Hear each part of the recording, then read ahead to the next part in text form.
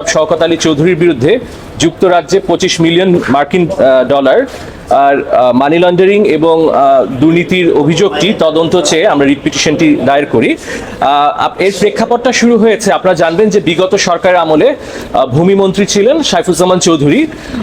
তার বিরুদ্ধে যুক্তরাজ্যের ন্যাশনাল ক্রাইম এজেন্সি তারা একটি তদন্ত করছিল, তার যুক্তরাজ্যে যে তার সম্পদ আছে এই বিষয়ে তদন্ত চলাকালীন সময়ে যুক্তরাজ্যের national crime agency Shawkat Ali Chowdhury জনাব শওকত আলী চৌধুরীর বিরুদ্ধে যুক্তরাজ্যে 25 মিলিয়ন মার্কিন ডলারের একটি আনডিসক্লোজড ফান্ড তারা যুক্তরাজ্যে একটি ব্যাংক অ্যাকাউন্টে পান।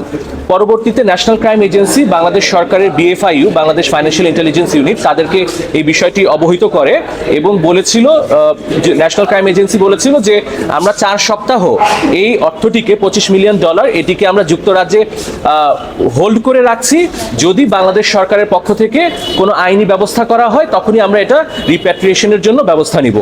পরবর্তীতে বিএফআইইউ থেকে এই বিষয়ে ন্যাশনাল ক্রাইম এজেন্সির সাথে কোনো যোগাযোগ করা হয়নি বা বাংলাদেশ সরকার কোনো আইনি ব্যবস্থা নেয়নি। এর প্রেক্ষিতে যেটি হয়, যুক্তরাজ্যের ন্যাশনাল ক্রাইম এজেন্সি তারা ওই 25 মিলিয়ন ডলার এটি তারা রিলিজ করে দেয় এবং পরবর্তীতে যিনি অভিযুক্ত ব্যক্তি শওকত আলী চৌধুরী তিনি টাকাটি পাচার করে এটি দুবাইয়ে ওনার অ্যাকাউন্টে ট্রান্সফার করে ফেলেন। এই বিষয়টি সম্পর্কে বাংলাদেশের বিএফআইইউ অবগত ছিল এবং জাতীয় রাজস্ব বোর্ড পরবর্তীতে অবগত হয়। জাতীয় রাজস্ব বোর্ড যখন এই ওভারসিজ অ্যাসেট, আপনারা জানবেন যে আমাদের ইনকাম ট্যাক্স অ্যাক্টে কারো যদি দেশের বাইরে কোনো সম্পদ থাকে এটি ঘোষণা দেওয়ার একটা বাধ্যবাধকতা আছে, কিন্তু এই যে 25 মিলিয়ন ডলার যেটি তিনি যুক্তরাজ্যে রক্ষিত করেছিলেন শওকত আলী চৌধুরী, তিনি তার যে ট্যাক্স রিটার্ন এই ট্যাক্স রিটার্নে এটি ঘোষণা করেননি এবং পরবর্তীতে জাতীয় রাজস্ব বোর্ডও একটি অ্যাসেসমেন্ট করে তাকে ফাইন এবং পেনাল্টি ইম্পোজ করে। এর প্রেক্ষিতে আমরা রিট দায়ের করেছিলাম। সুপ্রিম কোর্টের একজন আইনজীবী জনাব রেজানুল সাইদ তিনি দুদক এবং বিএফআইইউতে দুটি দরখাস্ত করেছিলেন যে শওকত আলী চৌধুরীর বিরুদ্ধে এই যে 25 মিলিয়ন ডলার যেটি তিনি মানি লন্ডারিং করে এক দেশ থেকে আরেক দেশে স্থানান্তর করলেন, যুক্তরাজ্য থেকে দুবাইতে স্থানান্তর করলেন, এই বিষয়টি নিয়ে দ্রুত অনুসন্ধান করার জন্য। এবং আপনারা জানেন যে আজকে শুধু বিএফআইইউ তাদের নিষ্ক্রিয়তার কারণে এই 25 মিলিয়ন ডলার যেটি আমরা বাংলাদেশে উদ্ধার করে আনতে পারতাম, কারণ যে বিষয়টি হচ্ছে লন্ডার্ড মানি, একটি অর্থ যখন পাচার হয়ে যায় এটি কিন্তু দুই দেশের মধ্যে যদি ইন্টারনাল এগ্রিমেন্ট না থাকে টাকা অর্থ পাচার ফিরিয়ে আনা কিন্তু আসলে আইনগতভাবে খুবই কষ্টসাধ্য বিষয়। এই জন্য যেহেতু বাংলাদেশ সরকারকে সুযোগ দেওয়া হয়েছিল কিন্তু তারা এই সুযোগটি নিতে ব্যর্থ হওয়ায় বিএফআইইউর যারা কর্মকর্তা যারা এই অবহেলার সাথে জড়িত এবং যারা সঠিক সময় কোনো আইনগত ব্যবস্থা না নেওয়ার কারণে বাংলাদেশের এই অর্থটি বাইরের দেশে রয়ে গেল, তাদের বিরুদ্ধে আমরা একটা ডিপার্টমেন্টাল প্রসিডিং চেয়েছি। পরবর্তীতে হাইকোর্টে আজকে শুনানি হয়েছে। আমার সাথে ছিলেন আমাদের সুপ্রিম কোর্ট বারের সম্পাদক মোহাম্মদ আলী এবং সিনিয়র অ্যাডভোকেট মামুন মাহবুব। আমরা শুনানি অন্তে মহামান্য হাইকোর্ট রুল দিয়েছেন যে বাংলাদেশ ফাইন্যান্সিয়াল ইন্টেলিজেন্স ইউনিটের যে কর্মকর্তারা যাদের ব্যর্থতার কারণে আজকে টাকাটি বাংলাদেশে ফেরত আনা গেল না, তাদের বিরুদ্ধে কেন আইনগত ব্যবস্থা নেওয়া হবে না। এবং যিনি পিটিশনার রেজানুল সাইদ অ্যাডভোকেট তার যে দুদকে যে আবেদনটি করেছিলেন এই আবেদনটি 30 দিনের মধ্যে দুদককে নিষ্পত্তি করার জন্য নির্দেশনা প্রদান করেছেন। জি জি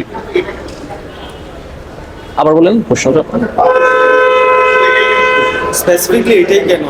মানে স্পেসিফিক না, দেখেন যিনি পিটিশনার তিনি সুপ্রিম কোর্টের একজন আইনজীবী রেজওয়ানুল সাইদ, তিনি বাংলাদেশের rule of law, accountability, transparency, দেখেন আমাদের আপনারা জানেন যে বিগত 15 বছরে বাংলাদেশে দুর্নীতি যে পর্যায়ে চলে গিয়েছিল, মানি লন্ডারিং যে পর্যায়ে চলে গিয়েছিল, এই বিষয়গুলো যদি আমরা এখন আদালতের মধ্যে দৃষ্টিতে না আনি তাহলে বিষয়গুলো হবে কি, যারা এই দুর্নীতি মানি লন্ডারিং এর সাথে জড়িত তারা এক ধরনের পার্ডন পেয়ে যাবে এবং এই বিষয়গুলো আদালতের সামনে আসাতে আমাদের দেখেন এই টাকাটা কিন্তু বাংলাদেশের অর্থনীতিকে, এই যে পাচার হলো এই পাচারটা কিন্তু বাংলাদেশের অর্থনীতিকে ক্ষতি করেছে।